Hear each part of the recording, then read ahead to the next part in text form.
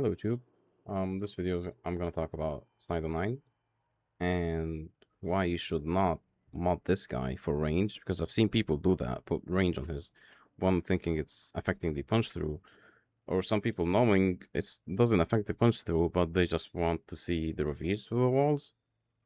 This video is just to correct that um like misconcept or misunderstanding, and also show you two builds for today. Potentially three-ish, if you want to count it like that. The first build is a casual build you would use with CYTE-09 every single day, every mission. He doesn't care. And the second setup is aimed towards endless missions, as in arbitrations maybe, or void cascade. I have two variations of modding for the endless setup. The first one is like completely min-maxed support from your teammates to like enable CYTE-09 to be like the best like spawn camping guy in the game. And the second one, I toned down or like replace some of the mods to like give him more quality of life rather than straight up like revealing on your mini map and stuff.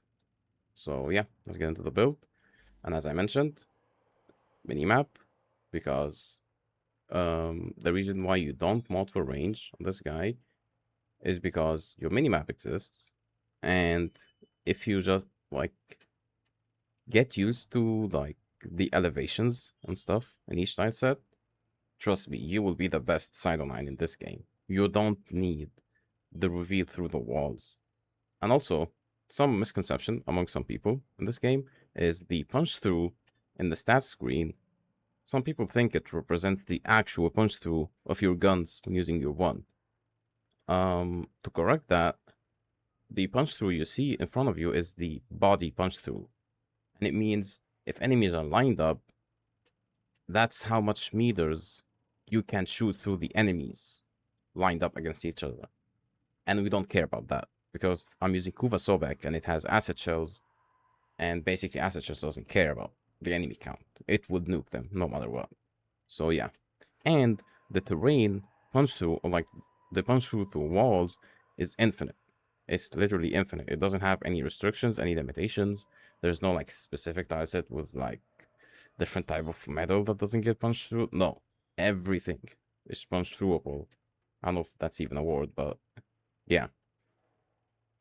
TLDR, don't mod for range. He has infinite punch through, and with Kuva Sobek, you don't care about body punch through. So yeah, who cares about range?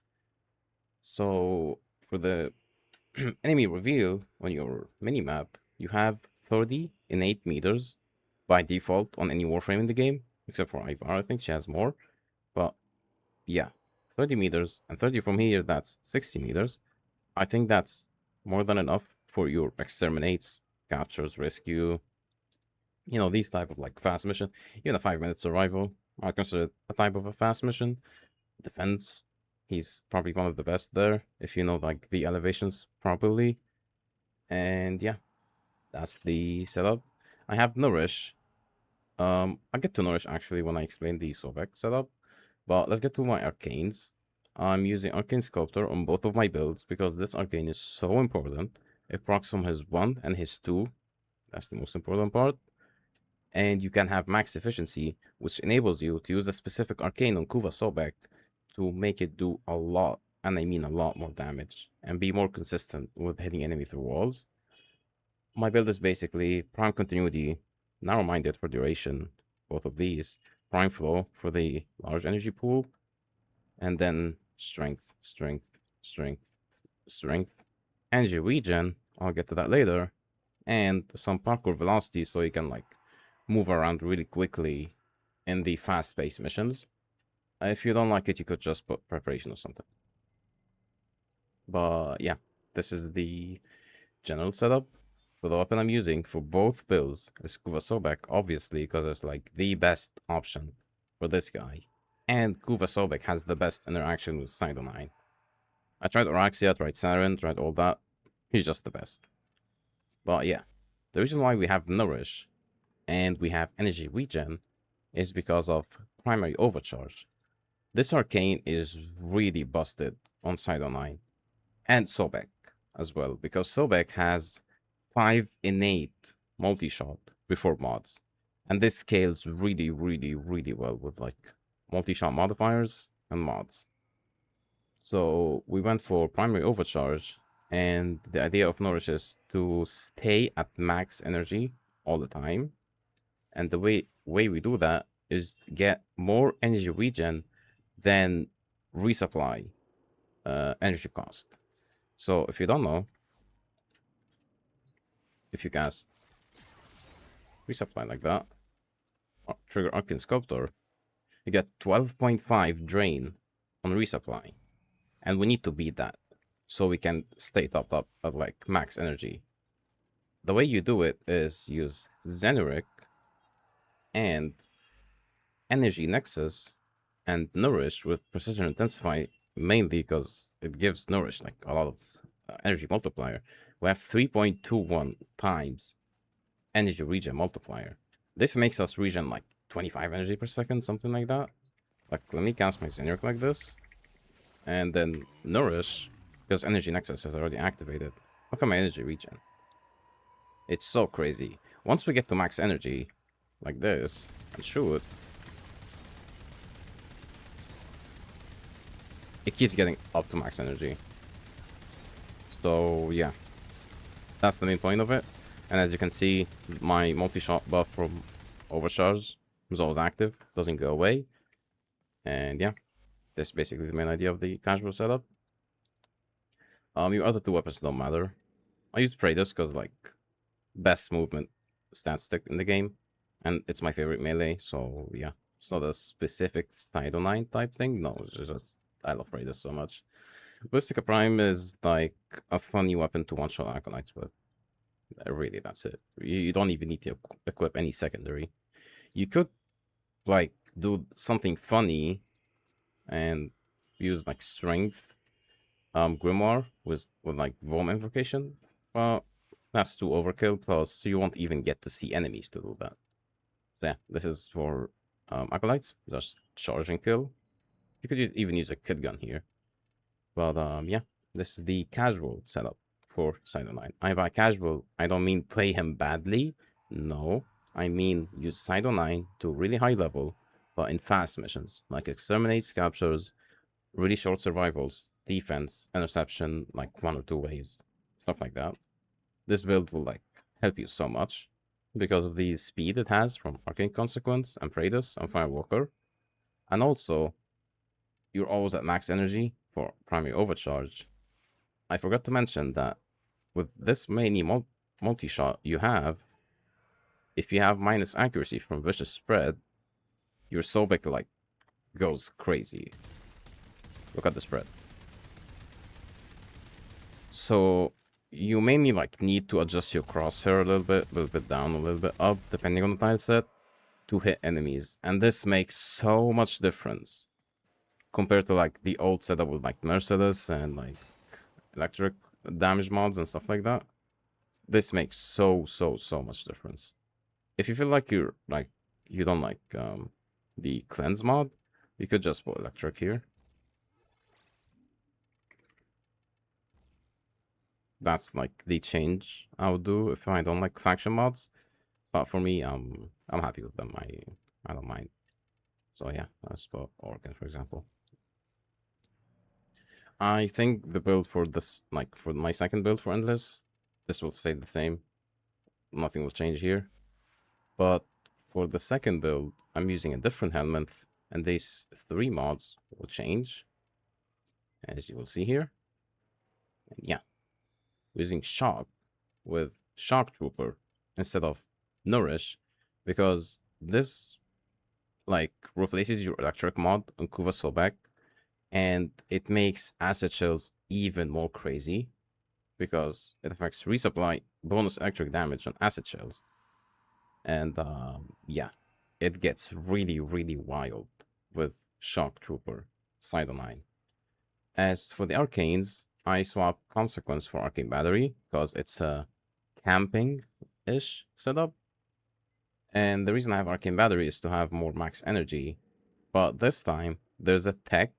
It's not a bug or anything, but basically, um, with Unairu, Focus School, and Tempered Bention, if that's the name, you can get a lot of armor on your side of 9 to have up to 1.4k energy, or like max energy on this guy.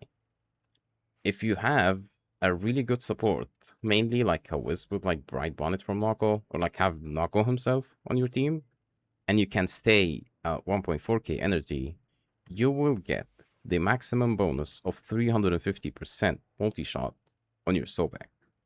And this goes like beyond crazy. And if you have a multi-shot Riven as well, but I don't want to mention Rivens too much in my videos. But yeah, if you got multi-shot Riven, that's also like a huge bonus. Because this gun has innate 5 multi-shot, and it benefits from like multi-shot multipliers by a lot.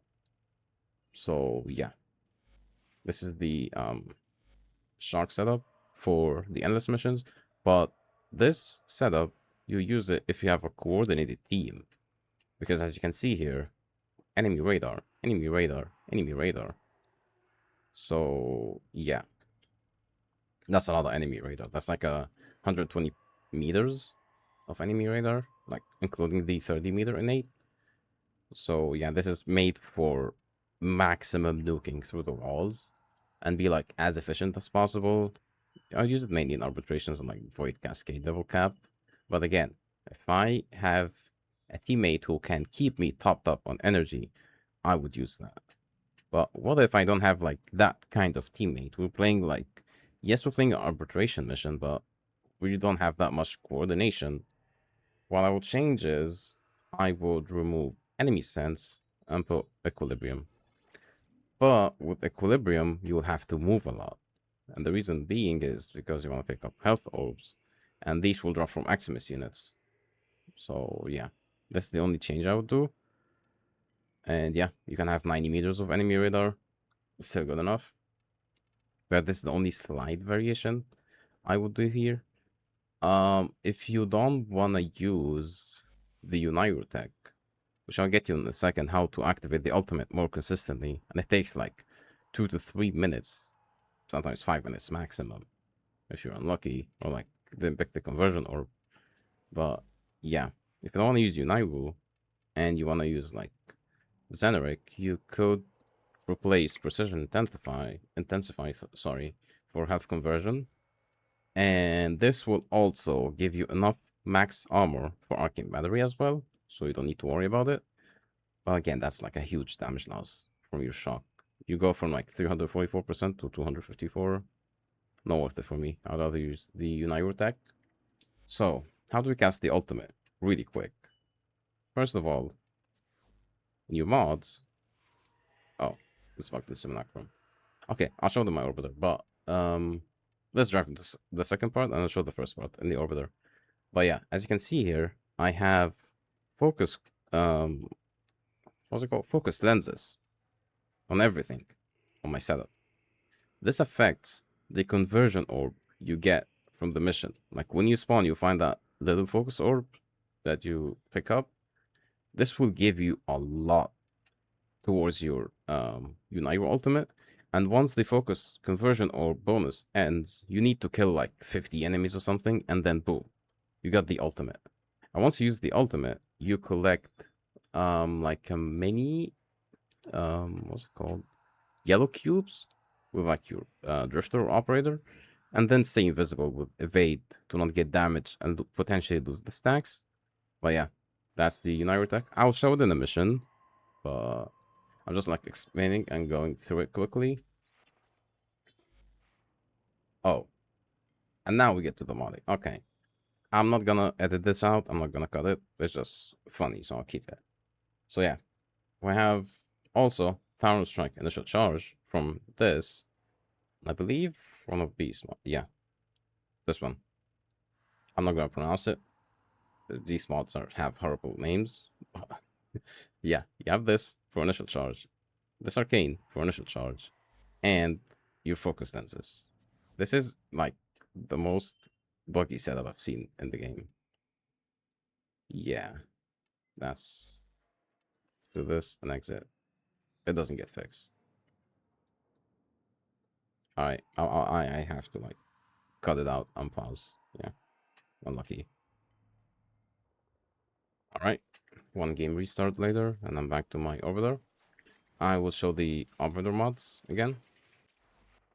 So, yeah, this mod, Talon Strike initial charge, this arcane, Talon Strike initial charge, and we use focus lenses. Mind you, it doesn't need like greater Uniter lens or like Eidolon Uniter lens or like lower one. It doesn't matter. All of them give you the same 10% bonus Talon Strike charge rate. They all give the same amount. Doesn't matter. So yeah, you don't need to like buy like a lower lens for like whatever amount of plat it is. No, it does not matter whatsoever. So yeah, let's give it a try in mission. I believe I have the equilibrium setup. Yeah, equilibrium setup. But yeah, let's go into like a quick survival to like showcase the ultimate thingy. So let's go to Sedna. I know this video like is so long, but I want to prove my point of this guy does not need range, first of all, and second of all, shock is like the highest damage for this guy. Oh, and does more damage than like nourish and stuff like that. It's you can see, just looking through the map, shooting, they all die. Waiting for the conversion orb to spawn. I also did not go through the oh, there it is. Did not go through my element on Kuva Sobek. Now look at my Tower Strike. It's almost maxed. Like 75% of the way. I'll keep killing. Go invisible if you will, so you don't die. Keep on killing like that.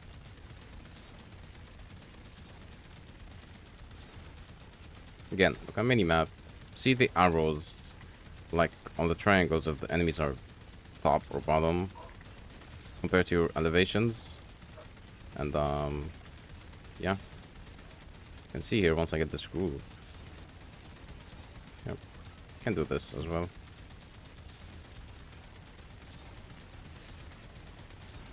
As you can see, we're like 95% through it. Get a few more kills, and it's fully charged.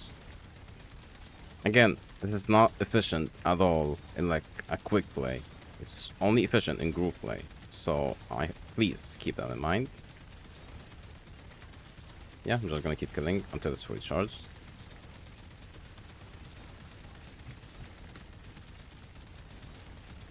Now time to find some Eximus, because as I said, we don't have the perfect support of Knocko's helmet. So there's that.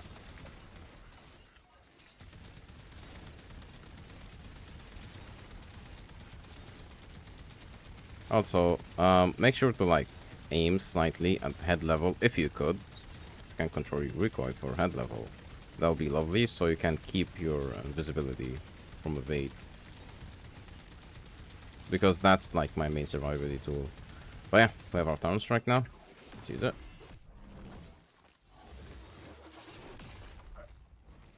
So I already have it on my CYTE-09, but these are the orbs I'm talking about. You can take maximum of 5. Now look at the energy bar. Look how big that is. So yeah, but we still need 90% of that. So yeah. And someone gonna tell me like, why not use a blue shard? Because I have 5 purple for electric damage. The more energy pool you have, the more forgiving it is when you use abilities. So you need to use only 10% of your energy pool with CYTE-09 to maintain like primary overcharge. If you do the math, you can only with my setup, you can only use 140 energy. And on a max efficiency build, 140 energy is not that much. We just get to the max amount needed. There's a problem? No, not yet. But yeah, a few more health orbs. Yeah, we're already on it. So yeah, this is where we get like the maximum damage possible on this guy. as you can see here. And we have a lot of room to spam or resupply. So yeah, maxed out at 350%. And this is like the Unite attack I'm talking about. And if you do this recoil method that I have, the reticle recoil, instead of the camera recoil, you can actually like aim your bullets like how it's going perfectly on the enemies. Like I'm looking at the diamond, I'm not looking at the actual crosshair. This also helps if you care. But yeah. And there's the acolyte. Good charge. Ballistic like that. Shoot some enemies. Alright. Back to work. You don't even need to do that, by the way. But yeah. Now we're like 200 plus KPM continues. Is 200 plus? I believe I messed up like too much on the run. Oh yeah. Yeah, we're going above 200. Slightly above 200, but if you're like fully focused on the elevations and stuff, you could get more than that. So yeah. Alright, should I leave? Like abort mission? Nah, actually. Close to 5 minutes. And I'll extract. I know this is like a really boring section of the video, but I wanted to showcase the tech and how it works and stuff. But the acolyte happened to spawn early. I was gonna abort mission, but he happened to spawn early. Yeah. Alright, now we can fully extract. Again, that's Praetus making me this fast. This is why it's my favorite melee. And will always be my favorite melee. Nothing can replace that. Yeah. 5 minutes. Ah, almost. Lucky. I really messed up this run. I was too focused on the town strike, charging it and stuff. So yeah. But still, with messing up, you beat 90% of the warframes kills per minute. That's how insane this guy is. So yeah, that's the endless setup for CYTE-09 and how it works with the full tech. About the Valence bonus on Sobek, I don't really know what the meta is about it. Didn't see that much videos about it, but I use Magnetic personally because Magnetic has the bonus damage to Overguard, which makes Eximus melt really quickly. Because this build relies on stacking too much electric DOTs, the acid shells, sorry, explodes with like millions of damage, and it keeps doing cascading explosions for enemy groups to like nuke an entire room with one shot. So Magnetic makes the Overguard gun quickly, so basically you will treat an Eximus like a normal mob, because the Overguard gets shredded really quickly. So yeah, it's just a Q quality of life thingy, or like QL thingy for me. If electric is better, again, I'd prefer taking care of Eximus really quick than maximizing electric DOT and then having to struggle against Overguard, specifically in like level cap scenarios and stuff. So yeah, that's why my prisoner is magnetic on my sobek. Um, and yeah, that's it for the sideline setup. If I forgot something, because I do these videos on one take, except for the funny bug we had in the middle. Please let me know in the comments. If you have any questions, any suggestions, anything, please just let me know in the comments, and I try to reply to the comments as fast as possible. And make sure to drop by my stream on Twitch. I'll leave the link in the description. And also you could join my Discord server if I'm not live, so you can like ask me questions about the CYTE-09 build or any other builds in the game. And yeah, we'll see you guys in the next video.